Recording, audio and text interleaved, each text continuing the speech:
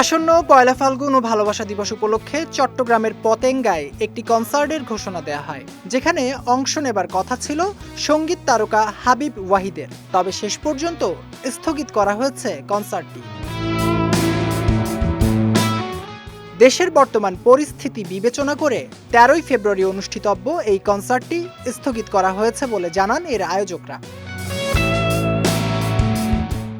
পয়লা ফেব্রুয়ারি এক ফেসবুক পোস্টে কনসার্ট স্থগিতের ঘোষণা দিয়ে তারা লেখেন, প্রিয় অতিথি, আমরা অনেক দুঃখের সঙ্গে জানাচ্ছি যে আমাদের বহুল প্রতীক্ষিত অনুষ্ঠান ম্যাক্স ফান অন বে 1 স্থগিত করা হয়েছে।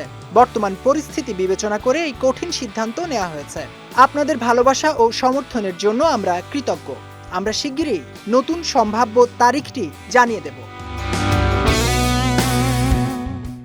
ম্যাক্স ফান অন বে 1 শীর্ষক এই কনসার্টে হাবিব ছাড়াও আহমেদ হাসান সানি, সংজন ও ব্ল্যাক জ্যাংদের সঙ্গীত পরিবেশনের কথা ছিল।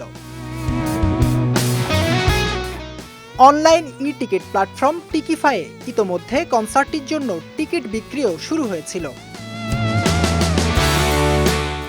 প্রতিষ্ঠানটির সঙ্গে যোগাযোগ করা হলে তারা জানান, কনসার্টটি আপাতত পেছানো হয়েছে। পরবর্তী তারিখ জানাবেন আয়োজকরা।